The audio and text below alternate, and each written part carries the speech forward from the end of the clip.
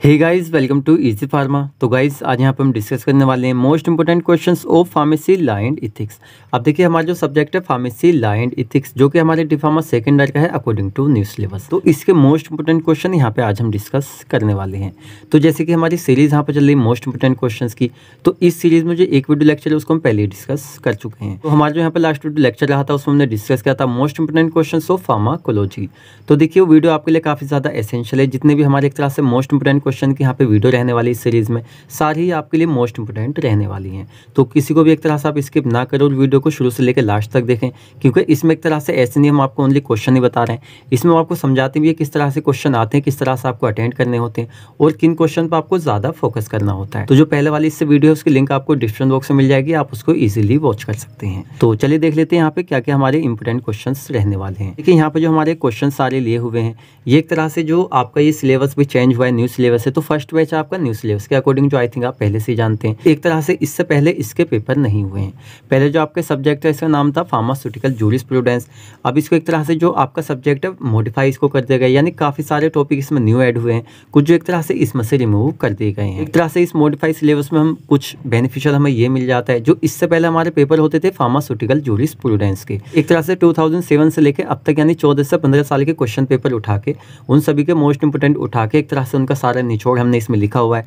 साथ ही में आपका जो न्यू सिलेबस है तो उसके अकॉर्डिंग एक तरह से हमने थोड़ा सेल्फ एक्सपीरियंस यूज़ किया। साथ ही में आपके जो इंपोर्टेंट पहले से उनको लिखे यहाँ पे पूरे ये एक तरह से हमने यहाँ पे तैयार किए हुए हैं आपके क्वेश्चंस। ये जो हमारा सब्जेक्ट है इसका सिलेबस थोड़ा सा लेंथी है, सबसे ज़्यादा लेंथी देखा जाए तो इसी जगह सिलेबस आपके पूरे डिप्लोमा सेकेंड ईयर के सिलेबस में। ज़्यादा लेंथ यहाँ पे क्यों है? क्योंकि देखिए यहाँ पे क्या है, ये जो यूनिट्स हैं ये चलिए मान लीजिए थोड़ी सी छोटी, लेकिन आपकी जो थर्ड यूनिट है सबसे ज़्यादा जो लेंथ है हमारी यूनिट है, यहाँ पे हमारी थर्ड यूनिट है और सबसे ज़्यादा एक तरह से इसी का अंदर से कंटेंट आता है, यानी मोस्ट इंपोर्टेंट और मोस्ट एक तरह से कह सकते हैं सबसे ज़्यादा लेंथी हमारी यही यूनिट है। उसके बाद भी आप देख सकते हैं कितना ज़्यादा यहाँ पे लेंथी सिलेबस है। तो आई थिंक आपके पास सिलेबस है तो आपको यहाँ पे पता होगा, यानी सबसे ज़्यादा लेंथी हमारा इसी का सिलेबस है। चलिए यहाँ पे देख लेते हैं। तो हमारा जो फर्स्ट यूनिट है इसके अंदर से हमारा कोई लॉन्ग शॉर्ट एक तरह से बहुत ही कम रेयर केस में देखने को मिलता है। इसकी हिस्ट्री वगैरह एक तरह से डेफिनेशन पूछ ली जाती है, ये तो आपको पहले से पता है। जिस पे हमारे 3 टिक है वो एक तरह से मोस्ट इंपोर्टेंट है, जिस पे 3 से ज़्यादा है वो तो आपको बिल्कुल भी स्किप नहीं करना है, छोड़ना ही नहीं है। जिस पे 2 होते हैं एक तरह से उस पर आपको फोकस करना है, लेकिन थर्ड वाले से थोड़ा सा कम करना है, लेकिन याद आपको करना है। जिस पे 1 टिक होता है उसको एक तरह से आप चाहें तो थोड़ा बहुत देख सकते हैं, शॉर्ट में आप उसको याद कर सकते हैं। तो चलिए देख लेते हैं। फर्स्ट हमारा क्वेश्चन यहाँ पे आ जाता है डिफाइन पीसीआई, जिसके एक तरह से फुल फॉर्म होती है फार्मेसी काउंसिल ऑफ इंडिया। देखिए, कुछ हमारे ऐसे क्वेश्चन यहाँ पे हम आपको बताएंगे जो एक तरह से बार बार रिपीट होते हैं। उनका सबसे पहले क्वेश्चन हमारा आ जाता है ये जो हमारे फर्स्ट क्वेश्चन है सेकंड यूनिट का, फार्मेसी काउंसिल ऑफ इंडिया क्या होती है। नॉर्मल क्या करना होता है, आपको इसकी डेफिनेशन देनी होती है, साथ ही में इसका जो कॉन्स्टिट्यूशन कैसे बनी, कब ये बनी, तो भाई साथ ही में क्या है इसके फंक्शंस वगैरह, ये सब एक तरह से आपको वहाँ पे देने होते हैं। नेक्स्ट हमारा क्वेश्चन आ जाता है discuss in details about education regulation. अब देखिए, समटाइम क्या होता है, ये जो हमारे क्वेश्चन होते हैं आपको लॉन्ग क्वेश्चन में दिया, आपसे पीसीआई भी पूछ लिया, साथ ही में एजुकेशन रेगुलेशन भी उसी के अंदर पूछ लिया, क्योंकि एक तरह से इसी का ही पार्ट होता है। तो कभी कभी क्या होता है सेपरेटली पूछ लिया जाता है लॉन्ग में, कभी कभी क्या होता है मिक्स करके भी ये पूछ लिया जाता है। नेक्स्ट हम देख लेते हैं यहाँ पे right down the registration of pharmacist. देखिए, बहुत ही ज़्यादा इंपॉर्टेंट हमारे ये क्वेश्चन है। एक तरह से देखा जाए वो सेकंड यूनिट थर्ड यूनिट में जितने भी आपको क्वेश्चन देंगे उनमें मोस्टली देखा जाए सारे यहाँ पे इंपॉर्टेंट होंगे, क्योंकि आपका क्या होता है जब आपका एग्जाम पेपर बनाया जाता है तो स्टार्टिंग और लास्ट सबसे ज़्यादा कंटेंट यहीं से उठाया जाता है। और हमारे जो थर्ड यूनिट है फोर्थ यूनिट है सारे ही ओल्ड सिलेबस के यहाँ पे प्योर, तो एक तरह से इसमें सबसे ज़्यादा कंटेंट आपका आने वाला है। साथ में discuss in detail about pharmacy practice regulation. अब देखिए, हमारे जो न्यू सिलेबस के अकॉर्डिंग है हमारा, तो एक तरह से हम कह सकते हैं इसका अंदाज़ा लगाना थोड़ा सा हार्ड हो जाता है, एक तरह से कहें तो मुश्किल हो जाता है, क्योंकि पहले हमारे इसके पेपर नहीं हुए हैं, लेकिन हमने इस पर 2 टिक लगाए। आप इसको याद कर ले क्योंकि इसके भी चांसेस रहने वाले हैं। अब हम देख लेते हैं यहाँ पे थर्ड यूनिट, सबसे ज़्यादा लेंथी और सबसे ज़्यादा मोस्ट इंपोर्टेंट कुछ यूनिट हमारी यही हो जाती है। अगर आप यहाँ पे कुछ यूनिट जैसे हमारे यहाँ पे सेकंड यूनिट है, हमारे यहाँ पे थर्ड यूनिट है, आगे हम आपको 2-3 यूनिट और बताएंगे, इनको आप अच्छे से प्रिपेयर कर लेते हैं तो आप इजीली इसमें पास हो सकते हैं। इसमें हमारा फर्स्ट क्वेश्चन यहाँ पे आ जाता है इंपोर्ट ऑफ ड्रग, यानी हमारी जो ड्रग होती हैं, दवाइयाँ होती हैं, उनको अदर कंट्री से अपनी कंट्री में किस तरह से हम मंगाते हैं। तो इंपोर्ट ऑफ ड्रग हमारा क्या होता है, साथ ही में इसकी classes of drug and cosmetic prohibited from import, यानी इसमें सीधा सीधा मतलब है कौन कौन सी ऐसी ड्रग हैं, कॉस्मेटिक है जो एक तरह से प्रोहिबिटेड, यानी एक तरह से कह सकते हैं उन पर रूल्स रेगुलेशन वगैरह लगा के भी एक तरह से आप उनको नहीं मंगा सकते, एक तरह से मंगा ही नहीं सकते। जैसे एडल्टरेट वगैरह ये हमने आपको डिटेल में पढ़ाया हुआ है। साथ ही में इंपोर्ट अंडर लाइसेंस, कौन कौन से ऐसे लाइसेंस होते हैं जिनके अंडर में कौन कौन सी ड्रग इंपोर्ट की जाती हैं। अब इसके अंदर हमने आपको बताया था शेड्यूल सी, C1, शेड्यूल एक्स, ये कुछ हमारे लाइसेंस है जिनके अंडर में हम ड्रग को एक तरह से इंपोर्ट करते हैं। तो जब एक तरह से भी क्या आएगा, मान लीजिए ओनली इतना आ जाता है क्वेश्चन इंपोर्ट ऑफ ड्रग, तो अब यहाँ आप सोच रहे होंगे क्या लिखना है, तो इंपोर्ट ऑफ ड्रग आपको लिख देना है। साथ ही में क्लासेस ये जितना हमने बताया इतना ये, और एक तरह से डायरेक्टली पूछा जा रहा है इंपोर्ट अंडर लाइसेंस, तो वो सारे लाइसेंस आपको यहाँ पे लिख देने, सारा हमने आपको डिटेल में कराया हुआ है। एंड इसमें सेकंड क्वेश्चन हम देख लेते हैं देखने में, यानी मैन्युफैक्चरिंग ऑफ ड्रग, लेकिन इसके अंदर आपको पूरा ही डिटेल में बताना होता है। यानी एक तरह से मैन्युफैक्चरिंग, ड्रग की मैन्युफैक्चरिंग हम किस तरह से करते हैं, कौन कौन से ऐसे लाइसेंस होते हैं जिनके अंडर में ड्रग की मैन्युफैक्चरिंग हम कर सकते हैं, कौन सी ड्रग है जिनकी मैन्युफैक्चरिंग नहीं कर सकते हैं। अब देखिए ये तो होता है मार्क्स के ऊपर, मान लीजिए पूरा लॉन्ग में आ रहा है तो भी आपको डिटेल में लिखना होगा, जितना शॉर्ट में आ रहा है उतना आपको शॉर्ट में लिखना होगा। तो एक तरह से मार्क्स के अकॉर्डिंग हमें सबको यहाँ पे अटेंड करना है। हमने यहाँ पे लॉन्ग के अकॉर्डिंग लिखे हुए, लेकिन जैसे मार्क्स आएंगे उसके हिसाब से आपको कंटेंट उसमें लिखना है। नेक्स्ट हम देख लेते हैं right down the content of the following schedule. अब देखिए इससे पहले जो आपका एग्जाम पेपर होता था तो उससे मोस्टली सिर्फ 2 ही पैटर्न में हमारा पेपर होता था, एक हमारे 8 मार्क्स में, एक हमारे 4 मार्क्स में। कभी कभी क्या होता था एक तरह से 16 यानी 16 मार्क्स में क्वेश्चन बना दिया जाता था, जिसमें क्या होता था यहाँ पे 4 शेड्यूल दे दिए जाते थे, कुल मिला के देखा जाए तो 5 से 6 दिए जाते थे, जो एक तरह से फोरम में वहाँ पे अटेंड करने होते थे। तो उसी हिसाब से एक तरह से हम इनको देखेंगे, लेकिन इस बार पैटर्न चेंज है, तो एक तरह से शॉर्ट में या एक तरह से पूरा लॉन्ग में तो नहीं पूछा जाएगा शेड्यूल, एक तरह से आपसे शॉर्ट में पूछा जाएगा। लॉन्ग में पूछेगा तो आपको 1-2 शेड्यूल या 3 शेड्यूल मिला के एक साथ दे देगा। जैसे सबसे ज़्यादा मोस्ट इंपोर्टेंट हमारा जो शेड्यूल यहाँ पर होता है वो होता है हमारा schedule C and C1। Particular कभी कभी क्या होता है शेड्यूल C या C1 अलग अलग ही पूछ लिया जाता है, मोस्टली एक तरह से साथ में पूछे जाते हैं। नेक्स्ट हमारा शेड्यूल M होता है, गुड मैन्युफैक्चरिंग प्रैक्टिस, एक तरह से इसी के अंडर में होती है।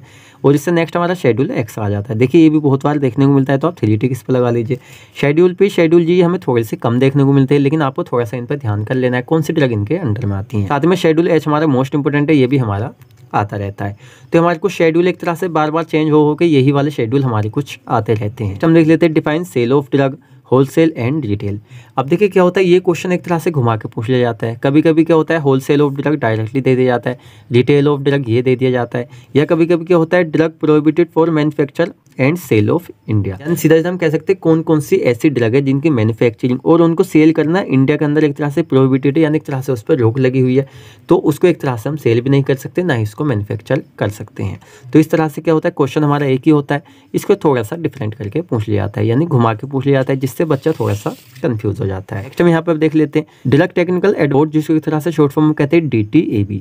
अब क्या होता है समटाइम एक तरह से आपको फुल फॉर्म नहीं देगा, ओनली शॉर्ट फॉर्म आपसे दे देगा DTAB एक्सप्लेन इन डिटेल। तो एक तरह से क्या होती है हमारी ड्रग टेक्निकल एडवाइजरी बोर्ड होता है, तो इसको एक तरह से लॉन्ग में आता है, ये शॉर्ट में बहुत ही कम देखने को मिलता है।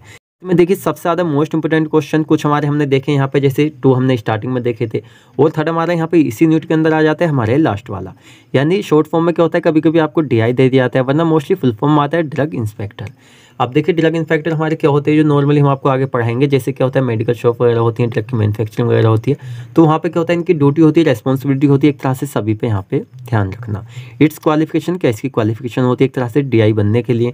साथ ही में DI बनने के बाद इसकी एक तरह से रेस्पॉन्सिबिलिटीज़, ड्यूटीज़, पावर क्या क्या होती है एक तरह से DI के पास, तो सारे एक तरह से डिटेल में एक्सप्लेन करना होता है। हम देख लेते हैं अब देखिए यहाँ पे जो हमारी ये यूनिट रहेंगी, इन सभी यूनिट से हमारा 1-1, 2-2 क्वेश्चन रहेगा। देखा जाए तो काफ़ी ज़्यादा शॉर्ट हमने किया है, अगर हम सारे सिलेबस यहाँ पे रख देते तो एक तरह से बहुत ही ज़्यादा लेंथी हमारी ये वीडियो हो जाती है। हमारी यूनिट 4 यहाँ पर रहेगी right down the narcotic and psychotropic act 1985। अब देखिए हर बार एक तरह से हमारे क्वेश्चन रिपीट होता है, कि एक तरह से इस बार तो हमारी पूरी यूनिट के अंदर एक तरह से एक ही क्वेश्चन है, इस बार तो और भी ज़्यादा चांसेस इसके हो जाते हैं। अब देखिए इसमें क्या लिखना होता है, एक तरह से पहले हम बताना होता है ये एक्ट हमारा क्या होता है, अभी कब आया, क्या एक्ट है, किस लिए एक तरह से इसको लागू किया गया, इसके डेफिनेशन, प्रोहिबिशन, ऑब्जेक्टिव, पेनल्टीज़ क्या हो सकती है, एक तरह से इसके अंडर में हम काम नहीं करते, तो इस तरह से हमारे कुछ ये आ जाता है। साथ ही हमारी यूनिट 5 जो आ जाती है इसमें drug and magic remedies act 1954, और साथ में इसकी डेफिनेशन देनी है आपको, प्रोहिबिशन देना है, साथ ही में क्या होता है एग्जेम्प्टिव यानी एडवर्टाइजमेंट। ये क्वेश्चन एक तरह से घुमा के पूछ लिया जाता है, जो हमारे एडवर्टाइजमेंट होते हैं कौन कौन से ऐसे जिनको एक तरह कुछ ड्रग का एडवर्टाइजमेंट नहीं कर सकते, मोस्टली देखा जाए तो नहीं कर सकते। क्या होता है जो नज़ला खांसी वाली दवाइयाँ होती हैं, एक तरह से पेन किलर हमारी दवाइयाँ, उनका एक तरह से नॉर्मली ट्यूब वगैरह का कुछ एडवर्टाइजमेंट देखने को मिल जाते हैं। तो कुछ ऐसे एडवर्टाइजमेंट जो एक तरह से हम कर सकते हैं, एडवर्टाइजमेंट हमारे क्या होते हैं और जो एक तरह से कौन कौन से जिनको हम नहीं कर सकते। क्वेश्चन हमारा एक ही होता है, एक तरह से कभी कभी घुमा के पूछ लिया जाता है। नेक्स्ट यहाँ पर हम देख लेते हैं यूनिट 6। अब देखिए हमारा जो यहाँ पे यूनिट 6 है, एक तरह से देखा जाए तो क्वेश्चन तो हमारा एक ही आता है, लेकिन एक तरह से घुमा घुमा के इसको पूछ लिया जाता है। जैसे कि write down the prevention of cruelty to animal act 1960, तो ये हमारा फर्स्ट क्वेश्चन यहाँ पे हो गया। साथ में इसी क्वेश्चन को घुमा के पूछ लिया जाता है right down the animal act 1960। इसके अंदर हमारा एक और टॉपिक होता है राइट डाउन द CPCSEA, जिसकी डेफिनेशन, ऑब्जेक्टिव और साथ में जो एनिमल पे एक्सपेरिमेंट किए जाते हैं वो भी आपको इसमें लिखना होगा। यानी आपको क्या करना है, एक तरह से लेंथ में एक क्वेश्चन आपको अच्छे से कर लेना है, जिसमें एक तरह से 3 हुई आपके यहाँ पे ये कवर हो जाएंगे। नेक्स्ट हम देख लेते हैं यहाँ पे यूनिट 7। अब देखिए यूनिट 7 में हमारा एक ही क्वेश्चन यहाँ पे बनेगा, लेकिन मोस्ट इंपोर्टेंट हमारा रहेगा पॉइजन एक्ट 99। तो एक तरह से देख सकते हैं हम इसमें इसकी डेफिनेशन, ऑब्जेक्टिव, पॉइजन की हम सेल कैसे करते हैं, कौन कौन से ऐसे पॉइजन जिसको एक तरह से हम इंपोर्ट अपनी कंट्री, यहाँ पे यूनिट 7 हो जाती है। यूनिट 8 हमने यहाँ पे नहीं लिखी क्योंकि उसमें कोई इंपॉर्टेंट क्वेश्चन एक तरह से नहीं था, तो हमने यहाँ पे स्किप कर दिया है। हम देख लेते हैं यहाँ पे यूनिट 9। तो यूनिट 9 में हमारा मोस्ट इंपोर्टेंट क्वेश्चन एक तरह से बनेगा और एक तरह से बार बार रिपीट होने वाला है, तो आपको बिल्कुल नहीं छोड़ना है। Right down the DPCO। Sometime क्या होता है, इसको शॉर्ट में पूछ लिया जाता है, समटाइम इसको फुल फॉर्म पूछ ली जाती है। तो इसकी फुल फॉर्म होती है ड्रग प्राइस कंट्रोल ऑर्डर। यानी एक तरह से हमारी जो दवाइयाँ मैन्युफैक्चर की जाती है, बनाई जाती है, तो एक तरह से उनकी जो मैन्युफैक्चरिंग MRP होती है, मैक्सिमम रिटेल प्राइस, जिसकी फुल फॉर्म होती है MRP की। इस तरह से कैसे वो फिक्स किया जाता है वही एक तरह से इसके अंदर होता है, यानी ड्रग प्राइस कंट्रोल एक्ट। जो ड्रग के प्राइस होते हैं वो एक तरह से इसी एक्ट के अंदर में कंट्रोल किए जाते हैं। तो इसकी definition, objective, retail price of formulation, किस तरह से हम रखते हैं सारा आपको डिटेल में लिखना होगा। नेक्स्ट हम देख लेते हैं यहाँ पे यूनिट 10। तो इसके अंदर हमारा मोस्ट इंपोर्टेंट क्वेश्चन है, बार बार रिपीट होने वाला है, फार्मास्यूटिकल ओथ।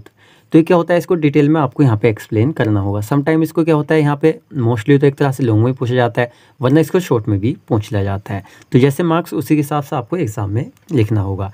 साथ ही में इसमें नेक्स्ट क्वेश्चन हम देख लेते हैं right the code of pharmaceutical ethics. अब देखिए हमारा बहुत ज़्यादा इंपॉर्टेंट, यानी यूनिट 10 आपके लिए मोस्ट इंपोर्टेंट यहाँ पे हो जाती है।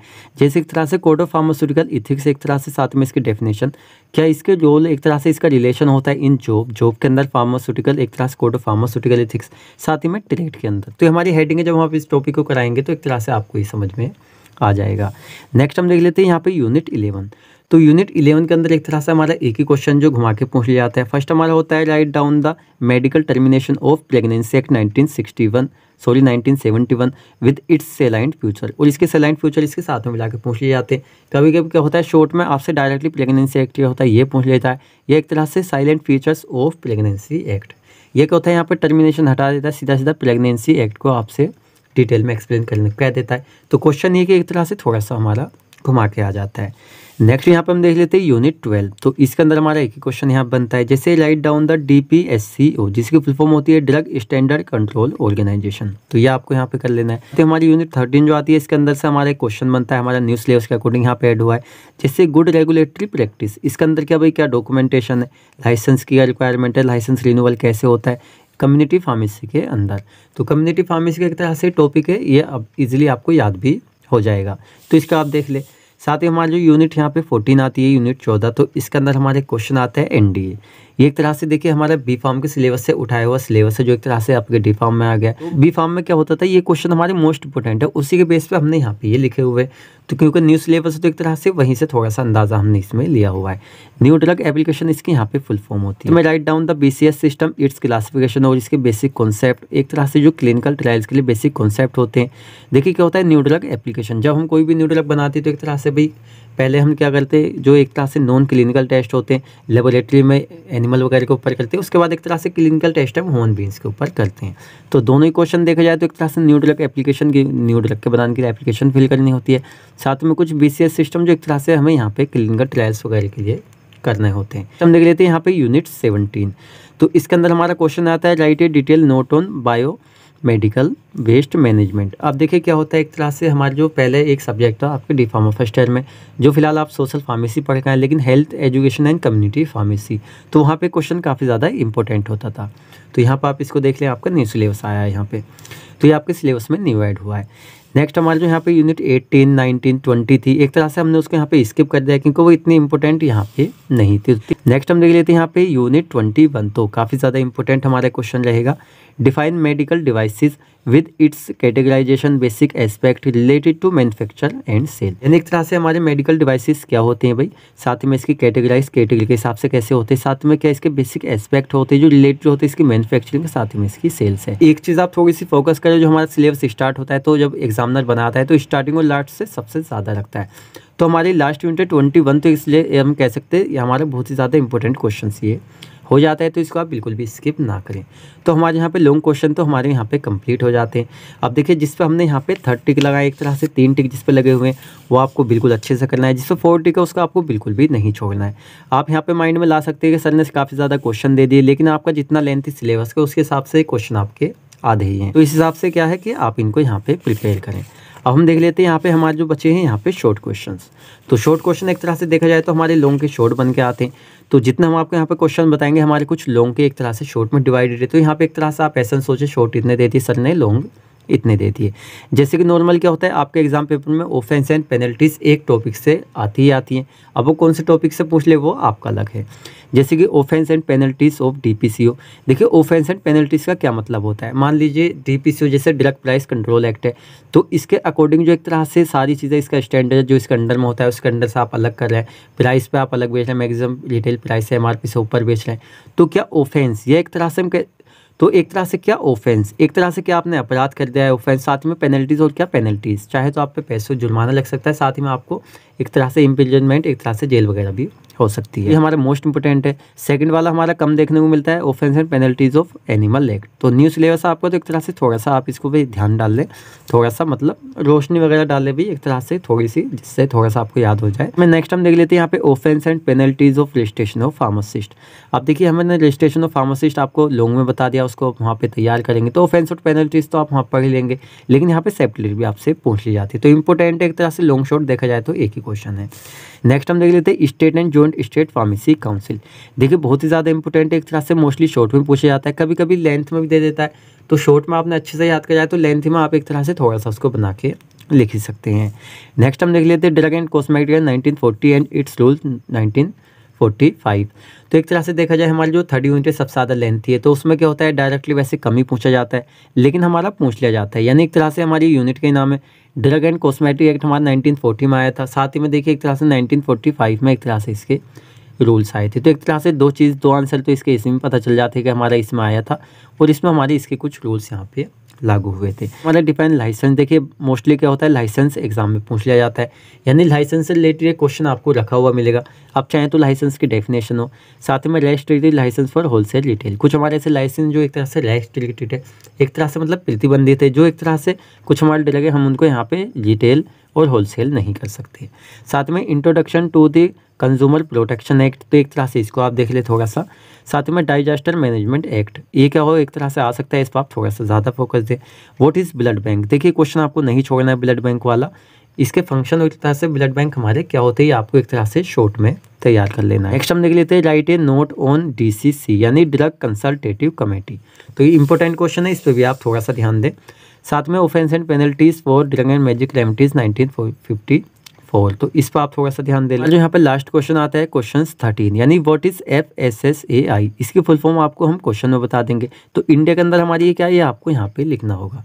तो आपको जो एक तरह से क्वेश्चन थे यहाँ पे कंप्लीट हो जाते हैं। आप इन सबको प्रिपेयर कर ले। देखिए जितने क्वेश्चन हमने आपको बताए हैं, अगर आप ओनली इनको ही प्रिपेयर कर लेते हैं तो एक अच्छी परसेंटेज आप एग्जाम में बना सकते हैं। क्वेश्चन कैसे लगे आप कमेंट करके बता सकते हैं। आपको वीडियो लेक्चर अच्छा लगा है तो वीडियो को लाइक करें, अपने फ्रेंड्स के साथ भी शेयर करें, एंड आप हमारे चैनल पर नए हैं तो चैनल को सब्सक्राइब करें। आपको कोई पर्सनल डाउट होता है आप हमसे इंस्टाग्राम पर ज्वाइन हो सकते हैं, लिंक आपको डिस्क्रिप्शन बॉक्स में मिल जाएगी। आप हमसे पर्सनली हमारी ID फॉलो एक तरह से ज्वाइन हो सकते हैं। साथ ही हमारे जो चैनल है इंस्टाग्राम पे वहाँ पे आपने डाउट क्लियर कर सकते हैं, उसकी भी लिंक आपको डिस्क्रिप्शन बॉक्स में मिल जाएगी।